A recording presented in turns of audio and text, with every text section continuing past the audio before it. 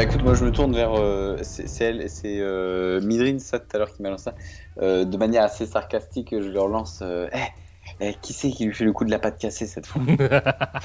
Ouais, t'es malade. Non, non, je lui fais pas de casser là, c'est beaucoup trop risqué. Beaucoup trop risqué. Ah, Et puis t'as t'as Elvin qui est pas le là, fait. cran! T'as pas le cran! Midrine, je suis pas sûr que tu mérites de porter ce mousquet. Et alors, tu vois, Midra, il est un peu là, il est un peu genre, il a un peu de fierté, tu vois, celui-là, il est plus âgé, c'est un Là, je peu. le taquine hein, sur sa Ouais, fierté ouais, là. ouais. Mais il est là, il fait, ouais, c'est bon, arrête et tout. Vas-y, vas-y, on se rapproche, on va voir un peu ce qu'il en est, tu vois. Et donc, du coup, il vous invite à se rapprocher. Est-ce que tu veux aller Ouais. avec lui ou tu veux garder tes distances? Non, non, on va se rapprocher. On va se rapprocher. On va rester groupés. Par contre, enfin, en tant qu'elfe, j'imagine qu'on est enfin, toujours pareil, on est léger, donc voilà, en mode Legolas, quoi. On va avancer, Ouais, on va essayer de pas faire trop de bruit, et puis ouais, et je pense qu'on sait faire, donc ouais. Là, on va, ouais. alors là, pour le coup, vous prenez toutes les dispositions. Tu dis à Elvin aussi de ne marcher que là où tu marches. Mhm. Pareil pour Midrin. Vous êtes vraiment en mode stealth, quoi. Donc, du coup, ça se passe. Vous approchez du camp comme ça. Et en fait, donc il y a une entrée du camp qui est évidemment fortement gardée. D'ailleurs, par deux espèces de gardes. Un garde qui a l'air d'être un garde humain. D'accord, voilà, avec une armure humaine de- on va dire une armée un petit peu officielle. Et à côté de ça, t'as un demi-orc qui est D'accord. là avec une grosse hache sur laquelle il prend appui, puis il regarde un peu, enfin il est à moitié endormi, tu vois ce que je veux dire, et c'est un peu il fait un peu la tournée pourrie, tu vois. Mais donc du coup, Mhm. tu sens qu'il y a, voilà, il y a une espèce de cohésion entre ces gardes, peut-être ces soldats, et peut-être une armée de demi-orcs. Ok. D'accord. Donc du Ils ont pas du tout la même. Enfin, je veux dire, ils ont pas de similitude au niveau de leur tenue. coup, On est vraiment sur deux types de soldats ouais. différents, ou est-ce que c'est juste la race qui change et on a Non, la non, il même n'y a, y a armure? pas, y a pas d'identité, on va dire, au niveau de l'armure en tant que telle. Ou, voilà, c'est deux entités, deux identités différentes avec leur propre signe distinctif. Mais il y a pas, on va dire, ils sont pas unis par une armure spécifique. D'accord. Ok. Ok. Alors, pour le coup, donc vous voyez ça, donc vous passez en scred, vous évitez évidemment la porte d'entrée, entre guillemets, de cette espèce de caserne ou de camp, et vous vous approchez, et en effet, vous voyez que le camp est un tout petit peu fragilisé, et en fait, tu vois, les rondins de bois sont un petit peu plus écartés à un moment donné, alors tu as des autres herbes dans lesquelles vous vous glissez, etc. Et Hmm. vous arrivez finalement vraiment à l'arrière du camp, où vous voyez une multitude de tentes, hein, de tentes qui sont un petit peu en chapiteaux comme ça, alors qui peuvent être des tentes individuelles ou des tentes de groupe, qui Hmm. s'étendent un petit peu devant vous jusqu'à une espèce enfin, de place un petit peu, on va dire, générale, où en effet tu vois des mouvements d'hommes qui passent, ou des mouvements de demi-orques, ouais, de demi-orques qui Hmm. s'organisent. Il y a de l'activité, il y a de l'entraînement, tu sens qu'ils s'entraînent pour quelque chose. Et donc du coup devant vous, tu as ces séries de tentes. Et donc, Midrin qui est là, il fait putain, alors vous êtes vraiment secret, il fait bon, ils ont pas l'air d'être vraiment dans leur cabane, à eux, tu vois ce que je veux dire, les tentes ont pas l'air d'être vraiment habitées. Maintenant, tu veux, on se fait un, on se fait un petit loot, on va voir un peu ce qu'il y en est, hein, ça vous branche? On se fait une tente ou deux, et puis on se taille, hein, genre on reste pas quoi. Qu'est-ce que tu Écoute, fais? moi, je serais plutôt d'avis d'être sûr qu'il y a personne autour, parce que je pense que là, si on se fait choper, c'est pas le petit V de tout à l'heure, les gars. Je serais d'avis de faire attention quand même à regarder un peu ce qu'il y a autour. Et puis après, peut-être qu'une personne pourrait rester en retrait. Peut-être toi, Elvin, tu pourrais rester et puis siffler ou alors imiter le chant de, tu sais, là, l'oiseau que tu fais super bien là. Et, euh, et du coup, tu l'imites et si on l'entend, bah, on sait que ça sent le roussi et du coup, Ok. on s'esquive. Euh, mais je serais d'avis quand même de regarder un peu autour, tu vois, de peut-être prendre un autre angle de vue et être sûr qu'il n'y a personne dans les environs. Ok. Euh, on est à combien de mètres, tu m'as dit, des tentes? Là, vous êtes, en gros, vous avez vraiment 5-10 mètres jusqu'à ce que les premières tentes arrivent. Et vous êtes vraiment à l'arrière des tentes, hein. Donc du coup, Ah oui, t'as pas les ok, ouais. ouvertures. Vous pouvez vous Hmm, glisser éventuellement en dessous ou trouver peut-être une hmm. entrée sur le côté. Mais voilà, tu sais que voilà, vous êtes, voilà, tu sens qu'il n'y a pas vraiment on va dire d'activité autour de zone. Les hommes sont un peu regroupés un peu plus loin et tu sens que il n'y a pas vraiment de passage, enfin il n'y a pas de raison pour laquelle ils garderaient l'arrière des tentes, quoi. Tu vois ce que je veux dire, c'est assez sécurisé en fait. Mhm. Et est-ce qu'il y a une espèce de tension en fait entre les races elfiques et puis d'autres races dans le coin ou Tu dans sens, le tu, s- royaume ou... tu sens que là, dans le royaume en général, tu veux dire en termes de connaissances générales, Ouais, ouais, ouais. écoute, pour l'instant, il n'y a pas eu vraiment d'alliance, hein, pour le coup, entre les hommes et les deux demi-orques ou les orques qui ont été officialisés. Il n'y a pas eu vraiment, t'as pas eu écho de ce genre de choses. Après, bon, au-delà des limites de la forêt d'Elm, t'as pas forcément beaucoup de connaissances de savoir ce qui se passe dans le royaume dans lequel tu vis, c'est assez vaste, Mm. et tu restes dans un village qui est extrêmement protégé et insulaire presque. Donc du coup, ça te paraît assez nouveau, t'as pas forcément de préconception ou même d'a priori, si tu veux, par rapport à la situation dont tu te trouves. Donc t'es un petit peu, voilà, t'es un peu naïf par rapport à ce qui se passe, quoi. Et est-ce que nous, en tant qu'elfe, on est plutôt bien vu auprès des humains, tout ça, enfin auprès des orques par contre, pardon, ou est-ce qu'il y a des tensions? Est-ce que si on nous voit, clairement, on risque de déclencher la haine des orques peut-être, ou tu Il y vois, a, enfin, il y a un passif quoi. Avec les orques, c'est évident. Les orques, les ouais, nains, ce sont des passifs qui sont douloureux, qui sont mm, un peu ancestraux. ouais, c'est trop, ouais. Ancestraux. Après, bon, tu vois que bon, malgré même on va dire la pérennité de ces relations ou ces différences-là, tu as affaire clairement à des soldats, quoi. Donc, qu'ils soient à la limite en faveur ou défaveur, culturellement parlant, des elfes. Bon, tu as affaire à des soldats. Si tu les aperçois un petit peu, d'ailleurs, tu vois que certains orques sont même torse nu à faire de la lutte limite gréco-romaine, à se rentrer dedans, à tester des armes, à aller au combat, en l'entraînement du combat physique. Alors que les chevaliers qui sont un petit peu plus armurés, eux, sont en train de s'entraîner sur des armes du type épée, dague, etc. D'accord? Avec toujours des D'accord. mouvements de troupes un petit peu dans le fond, avec des étendards qui flottent, quoi. Mhm. Mm. Donc, Enfin, je veux dire, il y a toujours, il y a pas ce, tu sais, on dit toujours femmes et enfants, tu vois, on touche pas aux femmes et aux enfants. Est-ce que c'est quelque chose qu'on, nous, en tant qu'enfants, tu vois, je veux dire, en fait, j'essaye de mesurer un peu le bénéfice-risque d'aller sur ces tentes, euh, tu vois, par rapport à ce que je pourrais connaître, hmm, effectivement, des relations. Est-ce que si on se fait gauler déjà en tant qu'elfe, en plus en tant qu'enfant, est-ce qu'il n'y a pas ce côté un peu, de toute manière, tu sais, chaque militaire sur lequel on va tomber est père aussi de famille, donc du coup, tu vois, on tu, va peut-être tu, se faire taper et puis et se faire envoyer dehors, mais peut-être, enfin, tu vois, ou est-ce que clairement, si on se fait choper, on risque de se faire égorger bon, on va dire que les orques ou les demi-orques ont un code on va dire de morale de mauvaise réputation en général. D'accord, ce sont D'accord, des ok. mercenaires. En général, ils s'offrent aux plus offrants. Ils sont assez barbariques. Ils ont un système hiérarchique brutal, hein, d'accord, c'est vraiment la loi du plus fort, hein, dans leur culture et dans leur tribu quelque part. Alors que les hommes sont, on va dire, presque d'un rang un peu plus noble, hein, d'ailleurs, ce qui est assez étrange, hein, je veux dire, en termes d'alliance. Hmm, Mais eux peuvent peut-être obéir à un code un petit peu plus clément, un petit peu plus humaniste que les orques. d'accord, Après ça, ok. alors qu'il est de là où tu te trouves, il n'y a aucune garantie que ce soit le cas. Ouais, ouais. Qu'est-ce que tu fais? Bon, écoute, moi je vais suivre le plan A, Ouais, et puis pas de plan B.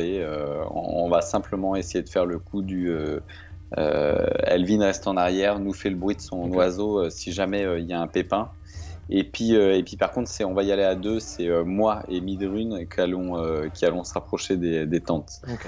Je serais d'avis de rester même sur nos gardes, c'est-à-dire que même sur la progression, c'est pas, on va pas se fier que à mon frère Alvin. Mhm. On va aussi nous-mêmes se baquer l'un l'autre et puis tu vois, rusher, mais prêter vachement attention à ce qui se Voilà ce passe qui se passe. autour, tu vois, ouais, ouais. Et puis vérifier l'autre.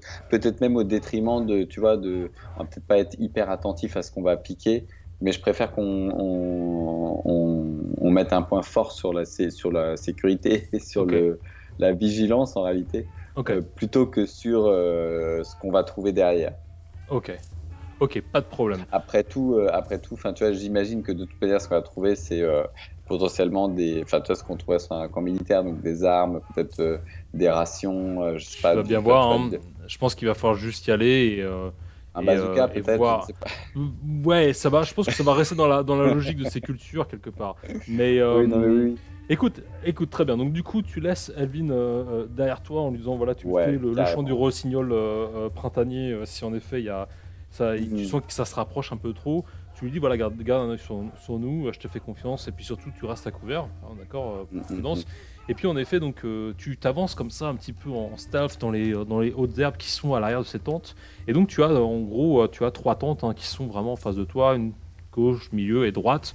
Elles ont rien de particulier, elles ont l'air de se trouver d'être un peu les mêmes au niveau des structures et de la qualité de la toile extérieure. D'accord. Laquelle de ces trois tentes tu veux commencer à visiter? Droite, gauche Non, ou je prends milieu?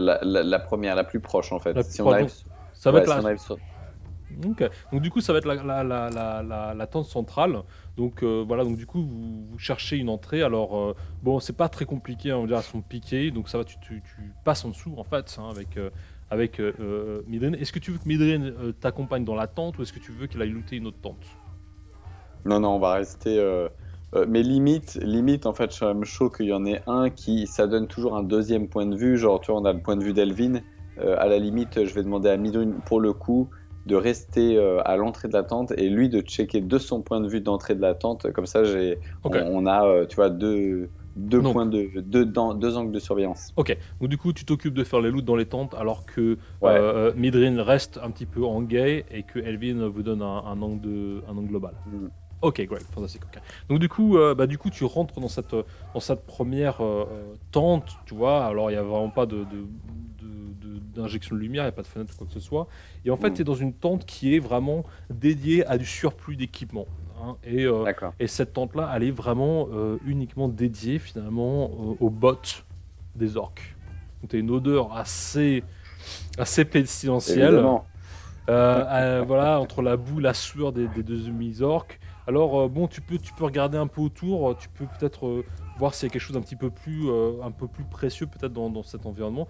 Jette-moi un des 20 pour voir si en effet il y a Mm. quelque chose d'un petit peu plus précieux dans cette tente.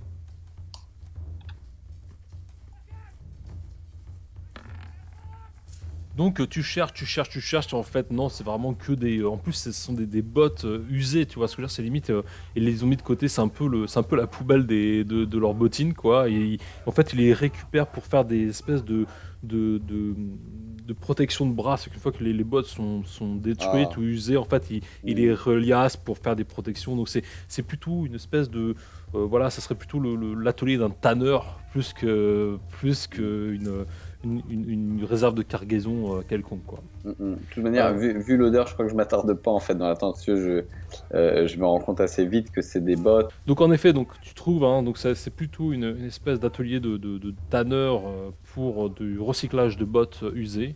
Ouais. Et donc qu'est-ce que tu fais? Bah, comme je disais, en fait, à peine arrivé dedans, enfin, tu vois, mon odorat d'elfe tu vois, tout de suite enfin, l'odeur m'insupporte. En fait, c'est vraiment fort pour moi. Peut-être que sont habitués, n'ont pas Hmm, cette sensibilité-là, mais nous, c'est hyper fort en fait pour nous. Enfin, j'imagine que les copains de Hearth, pareil, hmm, c'est hmm. hyper fort. Du coup, je jette simplement un œil un peu plus attentif tout autour pour voir s'il n'y a pas de choses plus précieuses. Je me rends bien vite compte qu'en réalité, on est vraiment dans enfin, c'est vraiment juste de la bottine et puis effectivement, ces bracelets dont tu parlais. Du coup, je m'attarde pas, ça pue, C'est vrai, ouais, c'est complètement. c'est assez insupportable et Ça sent le pestilentiel. fauve, quoi, ça sent le Ouais. corbeau. Du coup, ouais, je ressors très rapidement et puis, non, laisse tomber, il y a rien là-dedans. Ça pue, les Alors, bottes. du coup, Ça Darwin doit fait être les ah. orques, ça.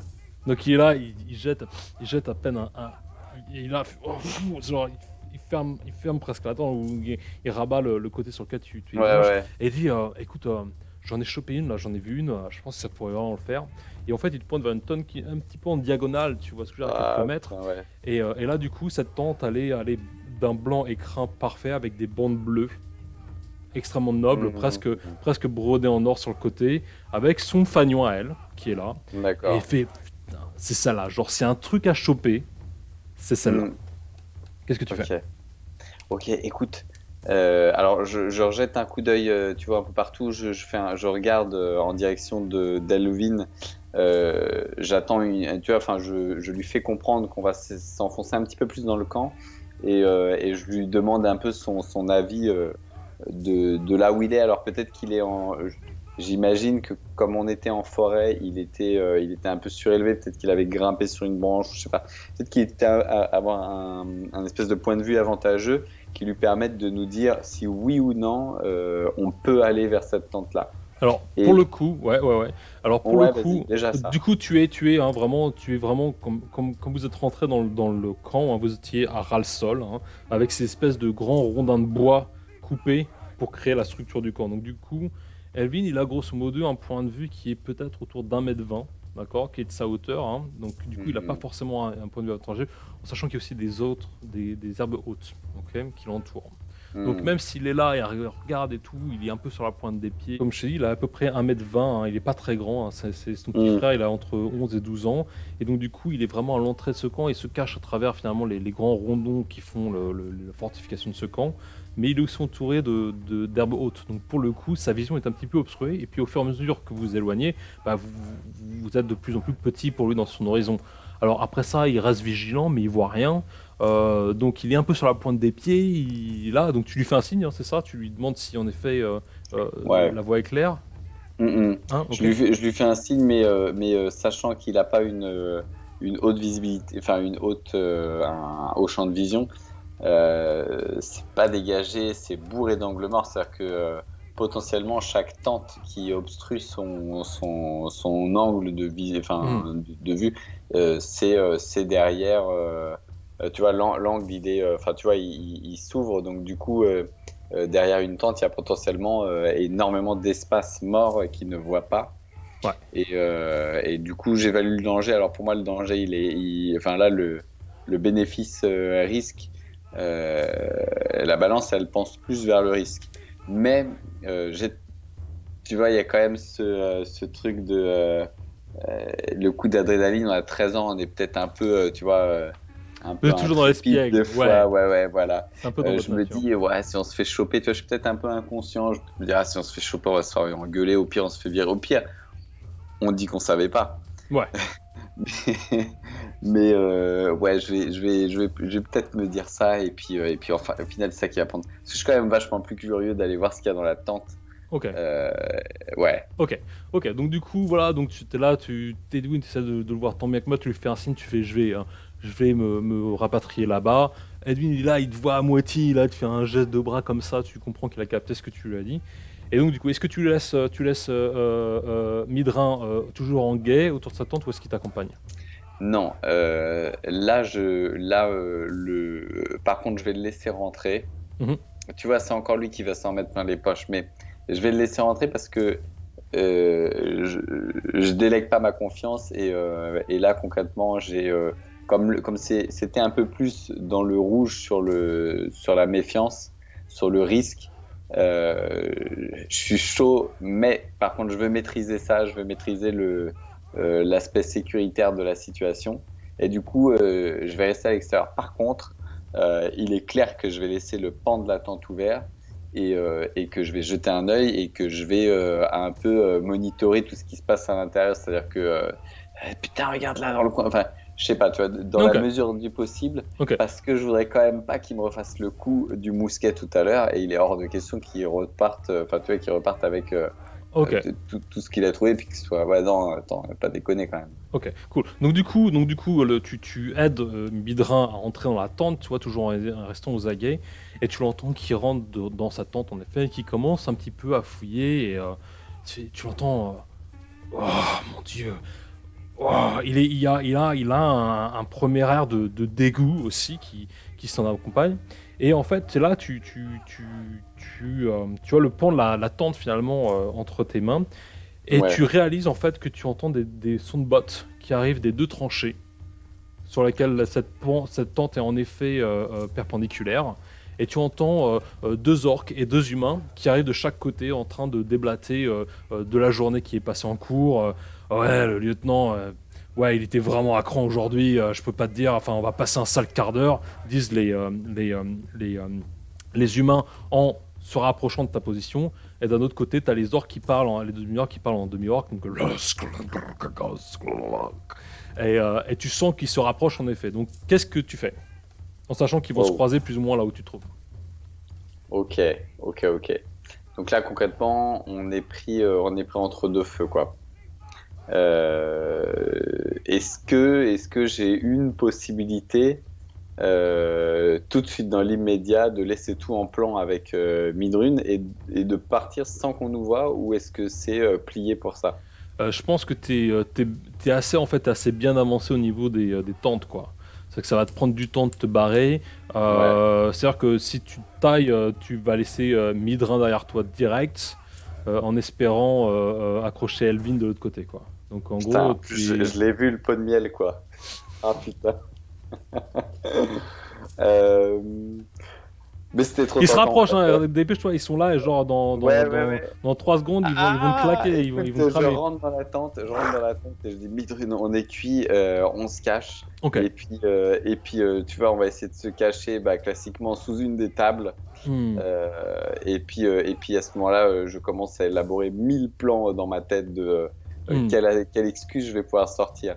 Ok, cool. Alors pour le coup, tu rentres dans sa tente, tu fermes derrière toi d'une manière un petit peu précautionneuse, et en effet, tu vois les ombres de ces deux soldats, de ces deux orques en fait qui se croisent, et tu sens que même au niveau de leur croisement, tu vois, ils s'apprécient pas trop, genre ils Mm. s'insultent un peu comme ça, genre demi-orc, t'es même pas un vrai orc, dégagé. Et en fait, ils s'insultent un petit peu comme ça, tu sens qu'il y a des tensions un petit peu entre les deux espèces.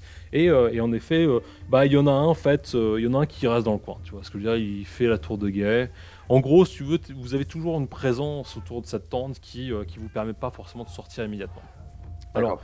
Personne ne fait signe, ne fait mine de rentrer dans la tente en tout cas. non, Ok. y a pas de ça.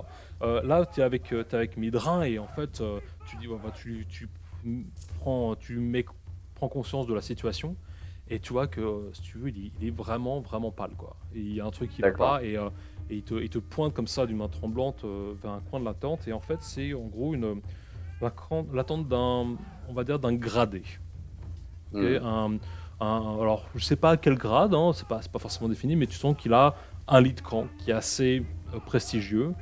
Il a un tableau, il a une espèce de table de chevet sur lequel il a des cartes, il a des ustensiles, il a on va dire des instruments de mesure de distance, etc. Et sur le côté, tu as une espèce de presque comment dire, d'étagère un petit peu comme ça sur lequel tu as des jarres qui sont posés. Et, Hmm. et donc du coup, voilà, il te pointe vers les jarres. Et alors que tu te rapproches de ces jarres pour voir un petit peu ce qu'il en est, tu vois qu'elles sont remplies de doigts, d'oreilles, de yeux, qui sont comme ça contenus dans une espèce de Voilà. liquide alcoolisé. Tu vois même une main entière qui est Hmm. gardée là, comme ça. Et clairement, si tu veux, il en a une sacrée collection, quoi. Ok. Il y a une D'accord. odeur qui est toujours un peu nauséabonde. Et sur le côté, en fait, tu captes qu'il y a un coffre qui est lui Hmm. aussi de couleur bleutée avec ces espèces d'ornements en or. C'est là. T'as Hmm. un cadenas qui est là. Et sur le côté, t'as un certain nombre on va dire, plutôt de mâles un petit peu, qui elles n'ont pas forcément de cadenas d'ailleurs, qui sont un petit peu laissés sur le côté, sur lequel tu as certains trucs qui dépassent. Encore une fois, t'as des vêtements, mais tu crois peut-être apercevoir peut-être un bout de fusil. Enfin, c'est pas très très clair pour l'instant. Qu'est-ce que tu veux faire? Mhm. Bah non, mais c'est le coffre qui va nous intéresser, quitte à aller jusqu'au bout. Écoute, le coffre bleu, faut que je trouve une solution là. Le problème, c'est que euh, je voudrais aussi essayer de voir, en fait, me rendre compte si la tente, si les pans de la tente, est-ce que, enfin, au niveau de la base, comment ça se passe avec le sol? Est-ce que potentiellement, c'est le genre de tente où on peut se glisser sous la toile, Hmm. sous la toile sur un des bords à un Ouais, moment donné si on a envie d'y partir? ouais. Et c'est ce que vous avez fait jusqu'à présent. D'accord, ok, C'est ce on que est vous avez passé fait pour sous la rentrer. toile au sol. Mhm. D'accord. Donc là, c'est potentiellement ça qu'il va falloir faire pour sortir. Hmm. Je vais essayer de visualiser, tu sais, un peu schématiquement l'ordre des tentes. Hmm. Me dire si on part de cette tente-là, qu'on roule qu'on arrive, tu vois, il y a peut-être, je sais pas si c'est un chemin, il y a peut-être 1 mètre qui délimite les tentes. Donc si on roule, paf, on arrive dans la deuxième tente, entre deux tours de Hmm. ronde, etc. Enfin, tu vois le genre, Hmm, hmm, jusqu'à hmm. arriver à la tente la plus excentrée pour se rapprocher d'Elvin. À la Alors, limite, ce serait ça le plan de sortie. tu Mais peux, tu peux, tu peux tout à fait faire ça. Maintenant, tu sens que euh, de plus en plus, finalement, les soldats ou les deuxièmes qui s'entraînaient commencent un petit peu à, eux, retourner un petit peu dans leur quartier. D'accord. Donc, ils commencent à se d'accord. répandre de plus en plus dans les travées de ces tentes, de se répandre Hmm. un petit peu plus dans le camp. Donc, voilà, sache qu'il y a toujours de l'activité autour, qu'il y a toujours voilà, des présences autour du campement et de ces tentes plus en particulier. D'accord. Euh, il va falloir qu'on trouve un subterfuge pour sortir. Je suis bien tenté par une idée. Je me dis euh, le coup du frère un peu ou du copain un peu comment ça s'appelle un peu simplet qu'on est venu rechercher parce qu'il s'est paumé, il est rentré dans le camp Hmm. tu vois ça pourrait être un truc si on arrive à bien le simuler. Hmm. Si on doit sortir comme ça, Hmm. Ok. Ok. ça pourrait être le plan. Mais quand même, ce coffre-là, je veux dire, si on a fait tout ça pour rien, Et là, t'as vraiment le. En plus, le canard, il fait en or, tu vois, il commence à tout petit peu réagir à la ouais, lumière et te tape un peu dans l'œil, tu vois ce que je veux dire, bah, comme tu vois, ça. rien que le cadenas, ce serait cool de l'avoir déjà, tu vois. Et tu dis, voilà, et il est là, et tu sens que. En plus, c'est un coffre, quand tu compares un petit peu l'état des trucs au dehors du lit, même de ce gradé, quelque part, le Mm, coffre a eu un intérêt tout à fait particulier qui lui a été apporté en termes de, de son fer mm, forgé, au niveau de son entretien, il est mm, extrêmement bien protégé, quoi. mm, mm. Oui, donc potentiellement, c'est quelque chose qui renferme un bien assez précieux, en tout cas aux yeux de la personne qui le possède. Du coup, bah, première chose, enfin, pourquoi pas regarder sur la table aux alentours, enfin, s'il y a une table, Hmm. ou, enfin, tu vois, tout endroit où potentiellement on aurait pu poser une paire de clés. Hmm. Tu vois, je me dis que Ok. t'es sur un camp, la clé du cadenas peut potentiellement être dans la même pièce que le cadenas, Hmm. Ok. surtout si c'est un gradé. Parfait. Ok, très bien. Donc on va partir pour observer une clé ou peut-être un moyen Ouais, de ouais, toi ouais, le. je cherche une clé. Ouais, je cherche une clé en Ok. priorité. Ok. Et puis si je trouve pas de clé, je vais chercher soit quelque chose pour forcer le cadenas. Ah, ah.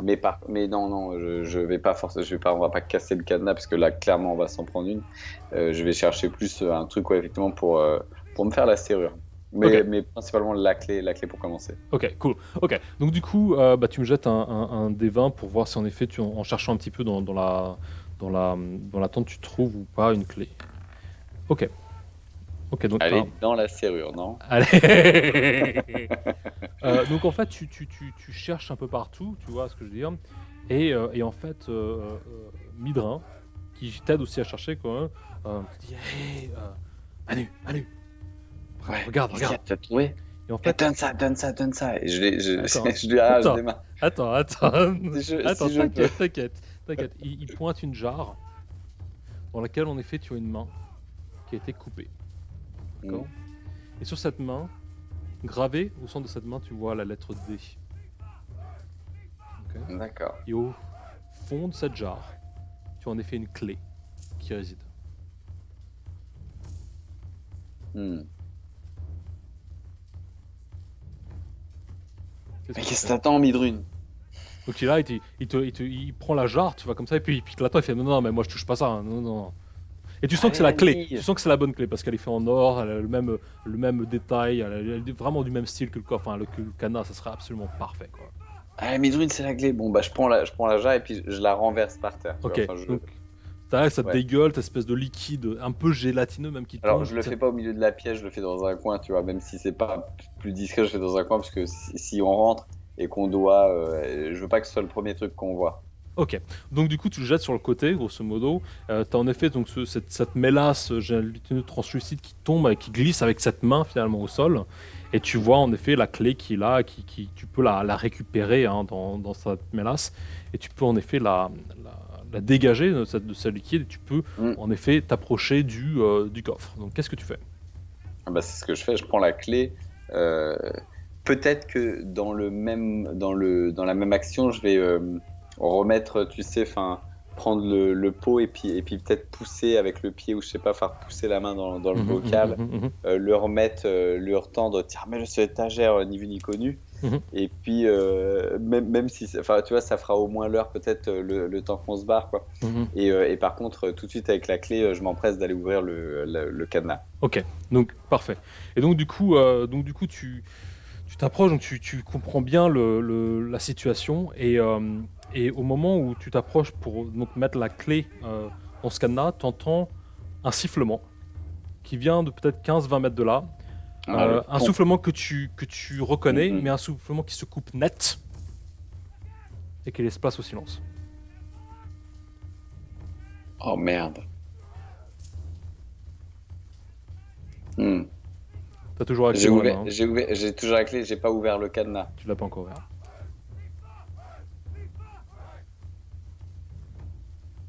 Ah bah, je laisse échapper un Elvin. Oh merde. Euh, Midrune, je crois qu'Elvin a un souci. Est-ce qu'on avait une vue sur lui de l'entrée de la tente? Non, il est dans le dos. Ah merde. Elvin est vraiment dans le dos. Il nous faut absolument une vue sur lui. Hmm.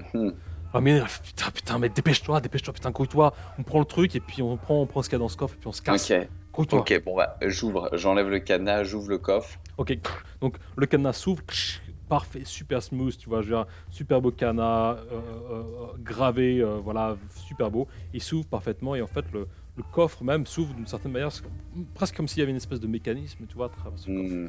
Ça l'accompagne, ouais. Voilà, il s'ouvre comme ça et en fait, tu vois que le coffre est quasiment vide en fait.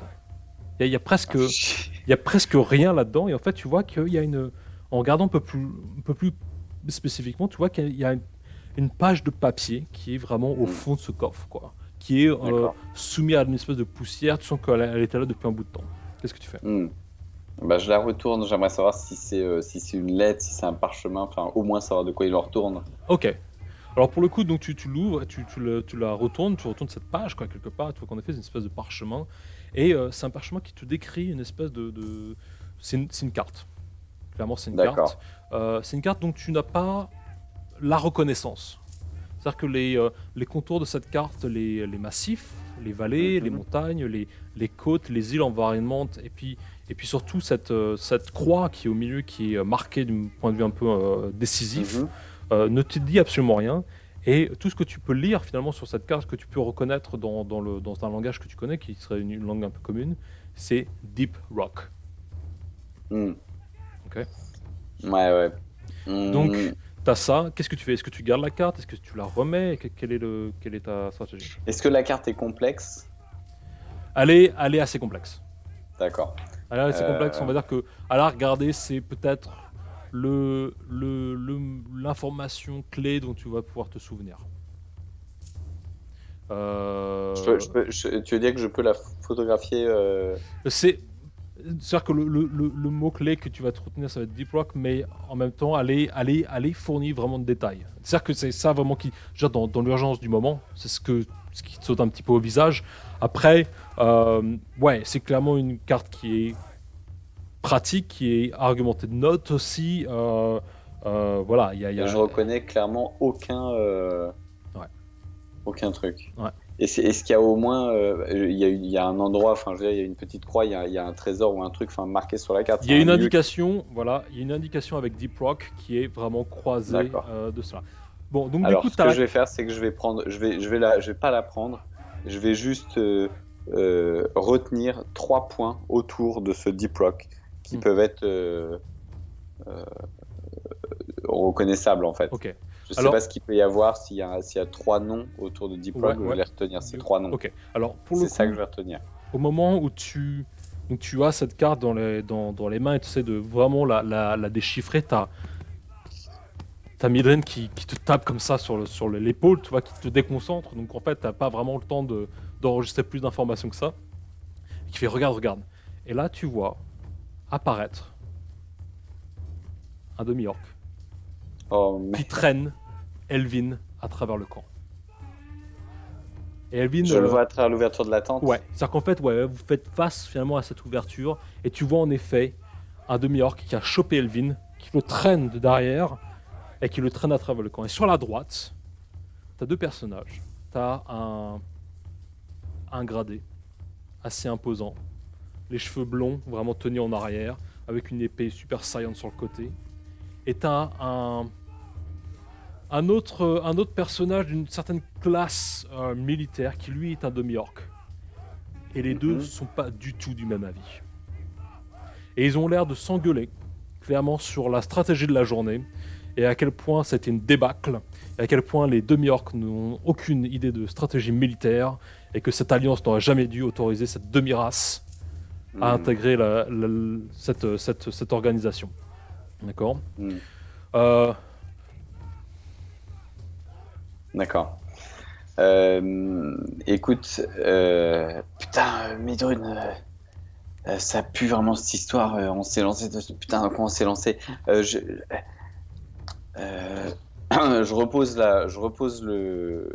retiens du coup juste Rock. C'est d'ailleurs, j'ai pas retenu. Deep Rock. Deep Rock. Je retiens ce nom-là. Je remets la feuille dans le coffre, je le referme. Si j'ai le temps, je remets le cadenas. La clé, je l'envoie balader dans un angle de la tente. Peut-être vers là où il y avait la main, où on a renversé le pot. Et en fait, ce que je vais faire, c'est élaborer une stratégie avec Midrun pour sortir de la tente, genre l'air de rien, genre on sait pas qui sont là, et comme si on était parti chercher un objet à nous qu'on aurait fait tomber par là, ou un truc comme ça, tu sais, genre t'as vu, j'ai réussi, oh bah merde, ils sont là, tu vois, on est où là? Et, okay. Alors que tu essaies en effet d'avoir une espèce d'idée sur comment tu vas réussir à retourner la situation, tu vois le demi-orc qui pose Elvin, finalement, à côté donc, de ce gradé humain et de ce demi-orc. Et tu vois, clairement, tu les entends pas vraiment, mais tu vois, il pointe le coin où il l'a vu, etc., etc.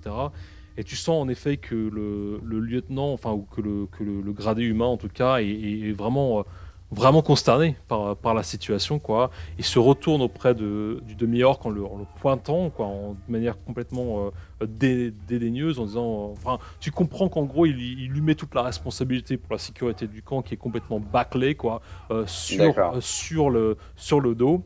Et alors qu'il fait ça, en fait, il sort une dague, il se retourne vers Elvin et lui tranche la gorge direct. Et Elvin se tombe sur les genoux et tombe à l'envers. Oh. Il est là et il prend un mouchoir, et il essuie sa lame, et le demi-orc le regarde un peu pâteau, tu vois. Et puis il traîne Elvin par les pieds de l'autre côté. Oh merde. Et là, à l'extérieur de la tente, est-ce qu'il y a est-ce que nous, là, on a moyen de s'échapper tout de suite? Ou est-ce que c'est aussi risqué pour nous de se faire choper, là? Est-ce que je veux dire, est-ce que tous les regards se sont tournés vers cette scène et du coup on a peut-être un peu plus de chances de s'échapper, ou est-ce que là potentiellement on est en plein dedans? Alors pour le coup tu vois qu'en effet la discussion et le conflit entre cet humain et cet orc s'embrase un petit peu, et tu vois qu'en effet l'humain en a un petit peu marre, quoi, tu vois, de cette discussion. Donc du coup il range sa dague et il commence à marcher en direction de la tente où vous vous trouvez.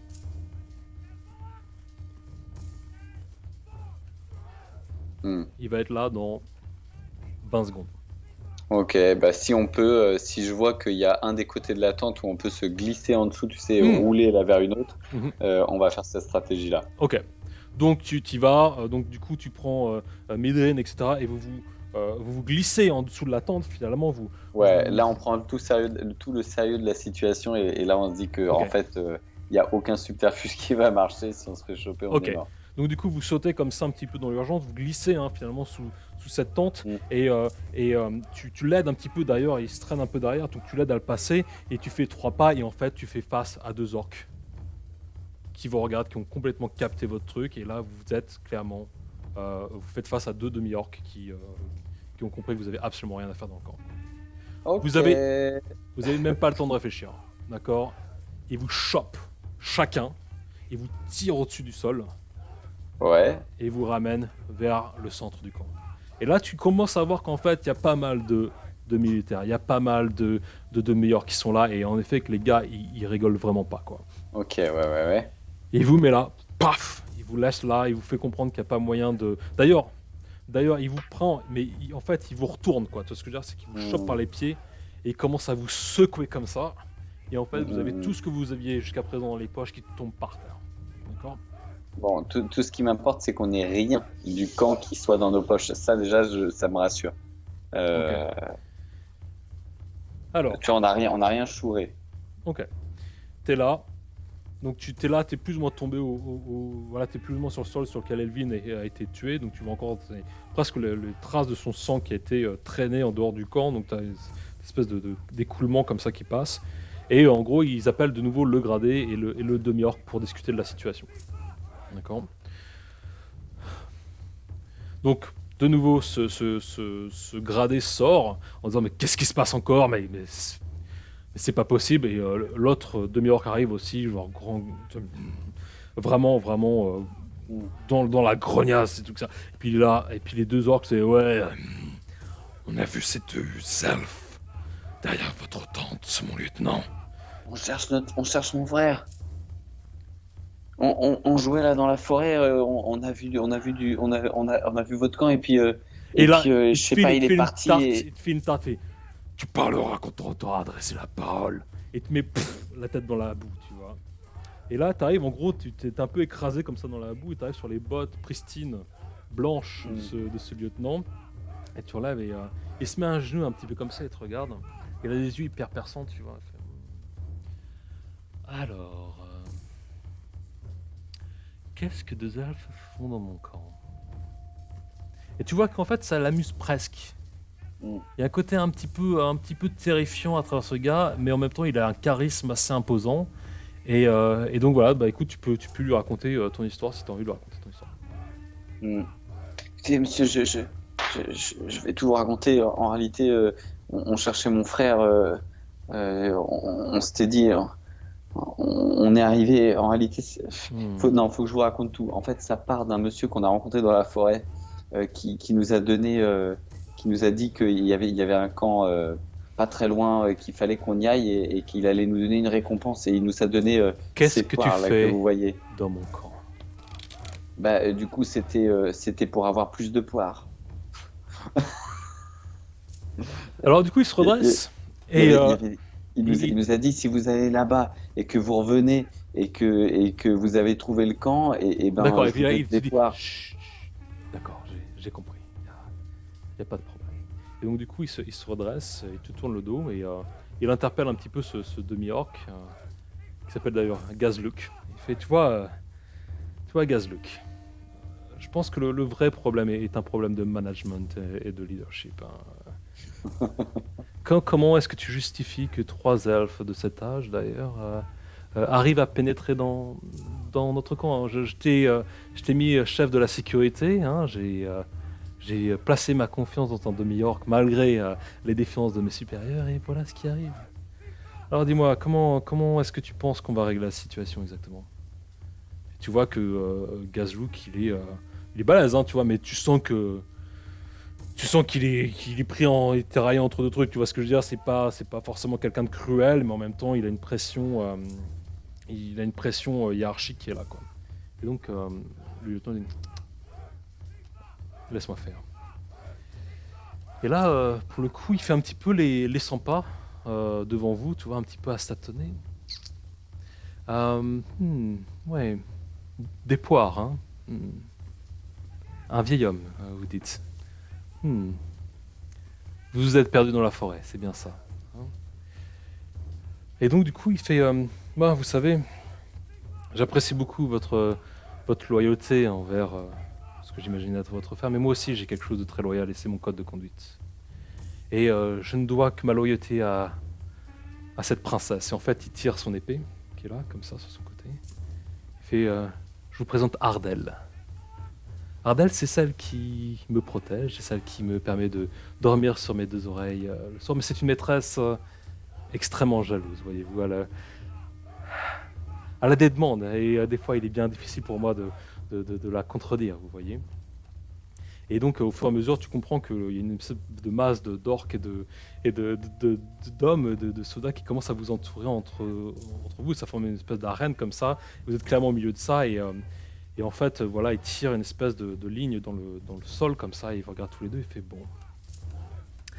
Alors, comment est-ce que je vais pouvoir divertir Adrel aujourd'hui? Et tu vois les orques qui sont là, fait ouais, euh, prenez leur nez, leur nez. Puis d'autres, leurs doigts, et leurs doigts de pied, leurs doigts de pied. Et en fait, au fur et à mesure qu'il vadrouille comme ça, qu'il vous tourne un peu autour de manière un petit peu squale, tu vois, un peu requin, tu vois, il a un garde derrière qui arrive même à poser les jarres que vous avez vues dans la tente, ou même le sol, au cas où elles vont se remplir dans quelques minutes. Et donc il arrive comme ça et fait non, nez, doigt, non. On va devenir un peu plus spécifique. Quelles sont les choses que les elfes ont de plus signifiant, de plus... Qu'est-ce qui les définit en tant qu'elfe? Donc tout le monde là, les oreilles, les oreilles, les oreilles, les oreilles. Et donc là, nos cheveux. ma belle chevelure. Et donc pour le coup, voilà, il s'approche de vous et en fait, il tire Ardel et grosso modo, vous avez derrière, donc en effet, quelqu'un qui vous tient derrière la nuque ou même les cheveux, qui vous tient fixe. Et vous n'avez pas le temps de comprendre en fait. Il a tellement de dextérité, vous voyez à peine la lame. Et en fait, tout ce que vous entendez, c'est le bruit de vos oreilles respectives au sol qui tombent. Et cette chaleur qui commence à couler sur vos visages de chaque côté. Et vous commencez à avoir du sang qui commence à tomber dans la boue. Et là, cette douleur qui vous remonte dans la tête, en effet, vous avez eu les oreilles découpées. Donc là, cri de terreur de vous deux. Ouais. Évidemment, voilà, et il se rapproche de vous deux. Qu'est-ce qui vous a... Oh, il crie un peu parce qu'il a compris que vous avez rendu sourd, d'accord. Qu'est-ce qui vous a attiré donc dans ma tente? Et tu vois qu'en effet, il y a quelqu'un qui arrive et qui a trouvé finalement la main que tu avais jetée sur le côté, tu vois ce que je veux dire, que tu avais déversé la jarre que tu avais dégueulée sur le côté de la tente. Il arrive et en fait il lui montre, le lieutenant, qu'il y avait cette main avec le dé qui était marqué, que en effet voilà, il comprend que voilà, tu avais trouvé la clé, que tu avais potentiellement accédé au coffre. Ok, mais j'ai refermé le coffre en repartant. Tu as refermé le coffre, mais tu as pas remis la main dans la jarre. Ok, ouais, j'avais pas remis la clé en fait, j'avais laissé par terre et puis la jarre était vide forcément. Donc, je raconte la vérité. Écoutez, on est désolé, on était, vous savez, on est venu, c'était un pari, on devait repartir, aller jusqu'à la tente et revenir avec quelque chose. Chut, comme ça, il te caresse la tête, tu vois. Lâchez-moi, monsieur, lâchez-moi. Non, il est là, t'es vraiment maîtrisé. Ah ouais. Loyauté, hein. J'apprécie ça. Et puis il se retourne vers le lieutenant de Miroir qui fait, vous voyez, un elfe de 13 ans a beaucoup plus de valeur que vous. Hein? Comment est-ce que vous sentez? Ce jeune elfe de 13 ans a un sens du courage et de la loyauté que vous n'aurez jamais. Et pour ça, je vais épargner ton frère.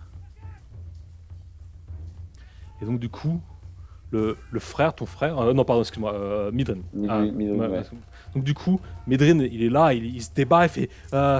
il fait ce qu'il peut, il t'appelle comme ça, et en fait, il est pris à part comme ça, et il fait... Et puis tu vois, il fait... mais laisse-moi de côté celui-là. Et tu vois qu'il est tiré comme ça, il essaie de se rapprocher, de se retirer, et puis non, il est comme ça complètement tiré à l'écart, quoi. Et il n'y a plus que toi et le lieutenant, finalement, le gradé. Il est... Ardal n'est vraiment pas contente. Ardal n'est vraiment pas satisfaite de cette situation et j'ai pas envie de la contrarier aujourd'hui. Qu'est-ce que tu sais? Et puis tu sais, à un moment donné, il prend son épée proche de lui et fait quoi? Qu'est-ce que tu dis? Tu penses qu'il en a trop vu? Ouais, je pense aussi. Qu'est-ce que tu veux? Oui, c'est une très bonne idée. Une très bonne idée. Oui, en effet, il en a trop vu.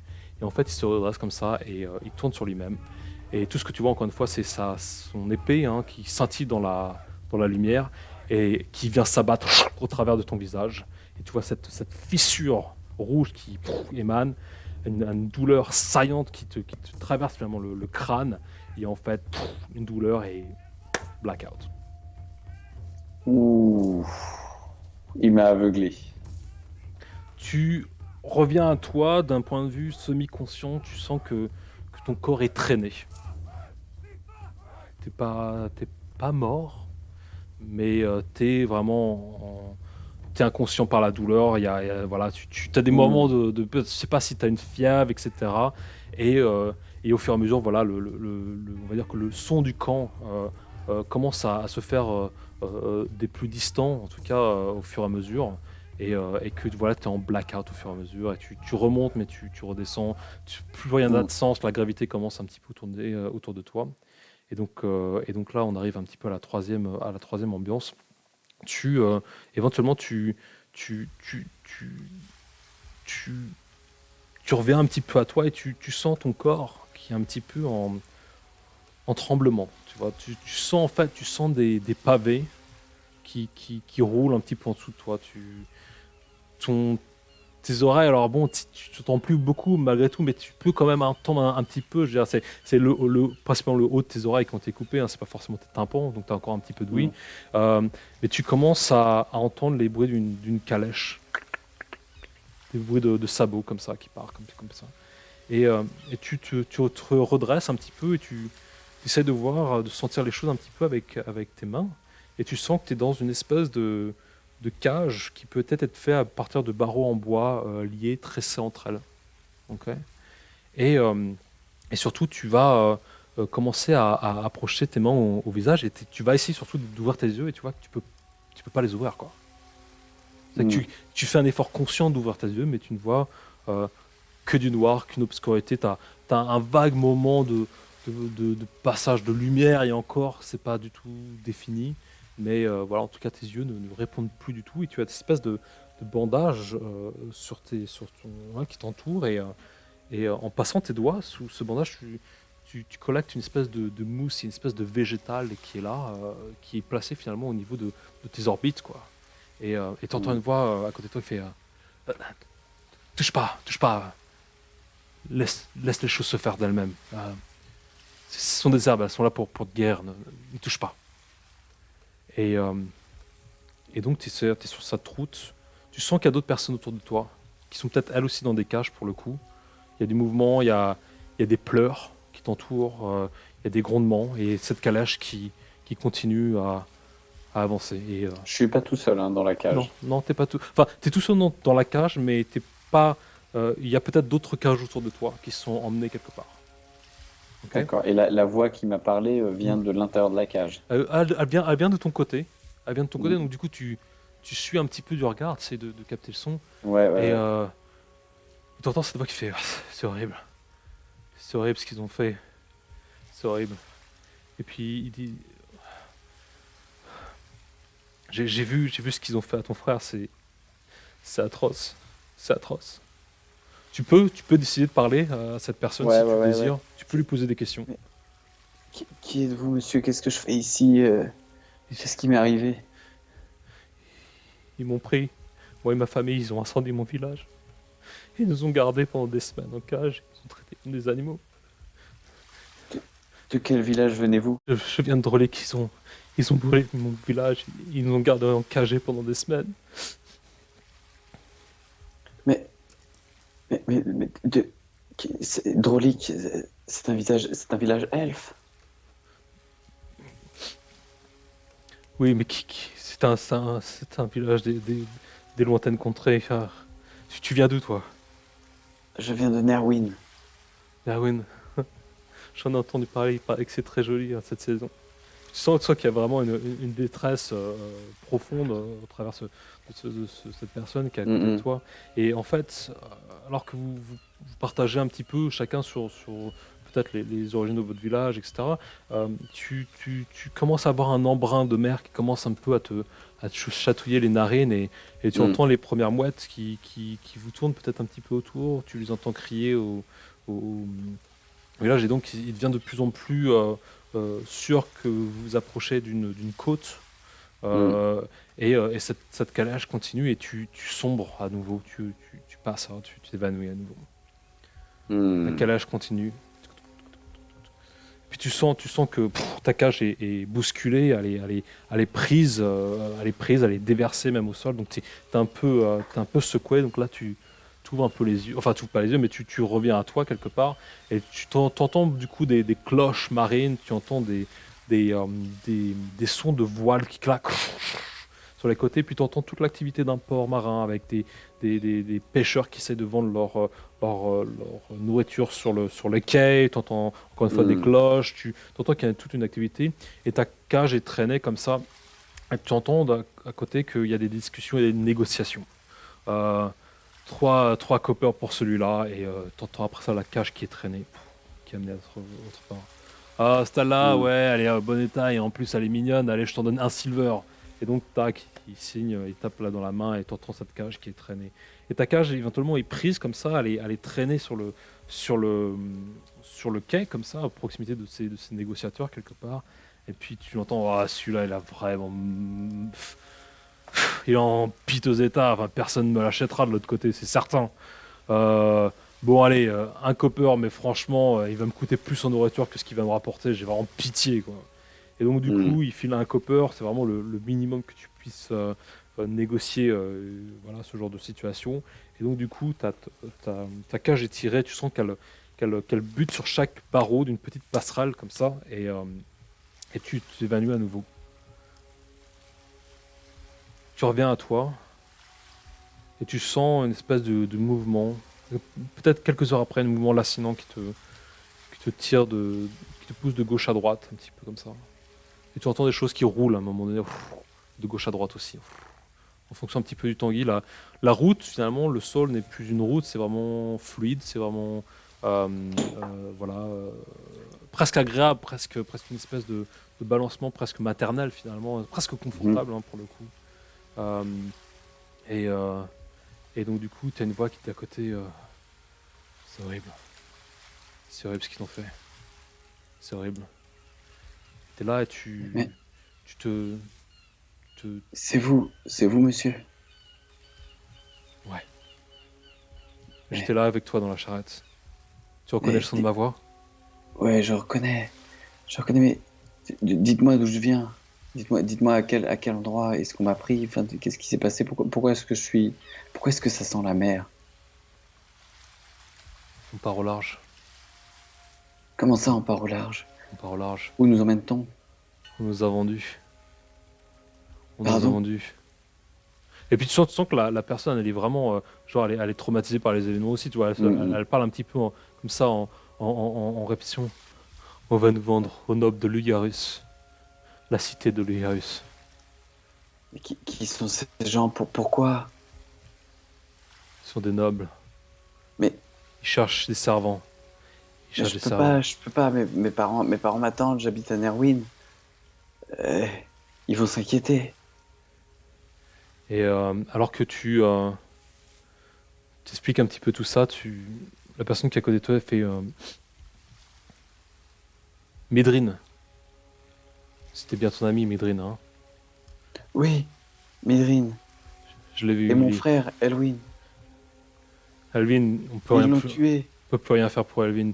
Mais Médrine, il est, il est toujours en vie. Il est toujours en vie. Il est où? C'est, c'est le lieutenant Rockwell qui l'a gardé.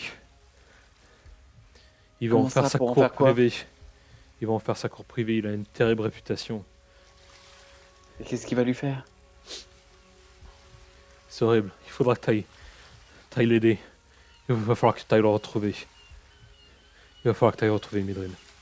Alors que voilà, cette personne te donne un petit peu ces informations, on sort progressivement finalement de la cale du bateau et en fait on part par le dessus, hein, de cette espèce de, de- de réserve qui est en dessous comme ça. Et en fait lorsqu'on remonte, on voit vraiment le bateau qui sort comme ça de chaque côté et tu vois en effet tout un équipage, hein, voilà, de pirates, de mercenaires, un petit peu, voilà, un peu mixé en termes de leurs origines. Il y a un mélange un petit peu de, voilà, il y a encore un orc qui est là, il y a des des baroudeurs D'accord. de mer qui sont là, et c'est pas très clair, mais il y a quand même pas mal de personnes autour de ça, et il y a des canons aussi qui sont à disposition autour de ça, et puis on Hmm. se retourne là comme ça, et puis on longe finalement le long de la voile qui prend le vent, quoi, quelque part, et au-dessus finalement tout en haut de cette voile, tu as un drapeau, tu as un pavillon qui prend le vent, et qui lui, pour le coup, est bleu et doré, et qui virevolte comme ça dans l'air, quoi. Et alors que le bateau finalement s'éloigne euh, dans finalement ce climat assez azureux, assez paisible en fait, on laisse place vraiment à un ciel bleu, absolument bleu, et puis la lumière se tamise pour laisser place finalement au crépuscule. Et on se recule au fur et à mesure et on rentre dans la maison, dans ta maison. Et Hmm. on voit en effet ta mère d'un côté vraiment en larmes et ton père qui essaie de la rassurer tu sens que rien ne peut y faire. Le village continue à crier vos noms dans la forêt sans aucune réponse. Et on fade to black. Oh, oh putain. Fin du premier épisode. Oh merde. Les fils de Nerwin. Oh putain.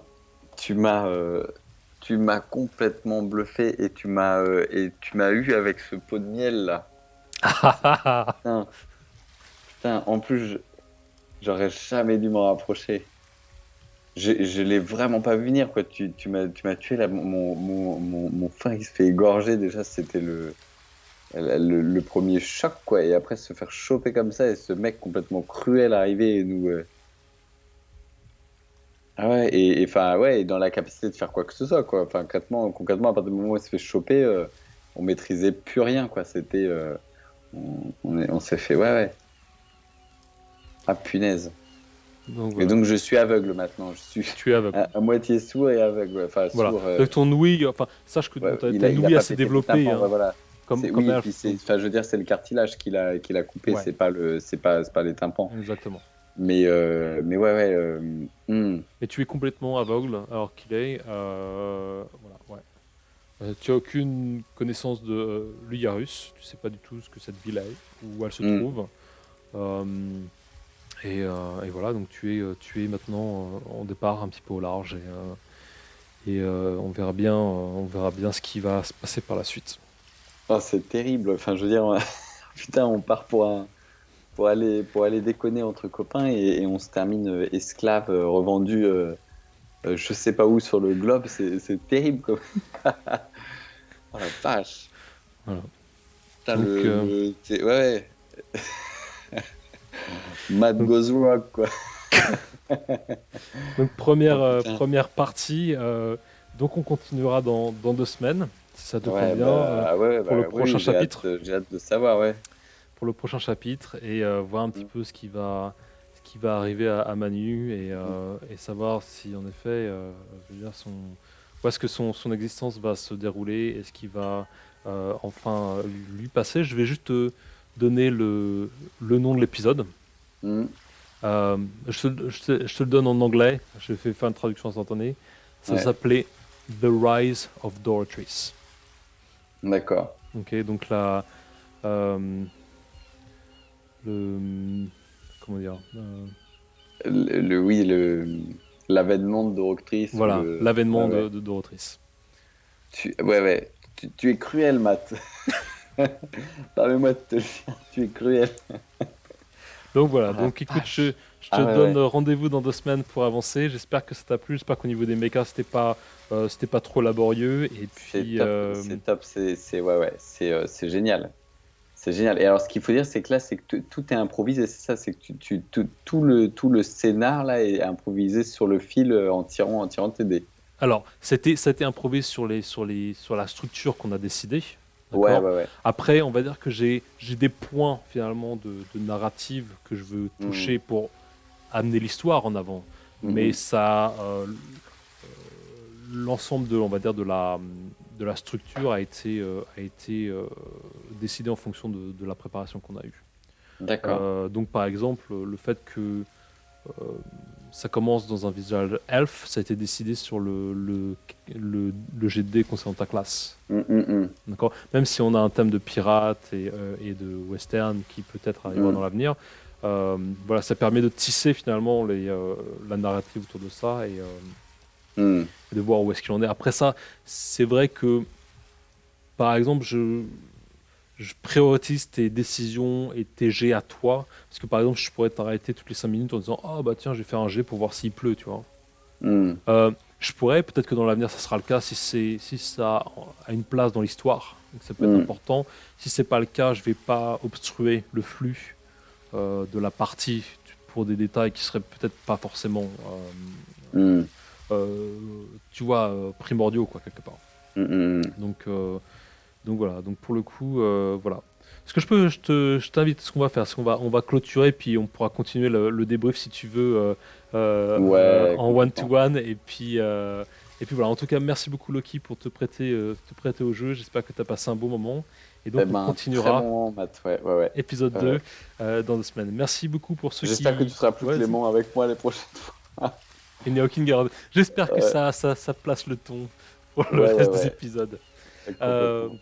et merci beaucoup pour avoir suivi cet épisode, soit sur Twitch, soit sur YouTube pour le replay.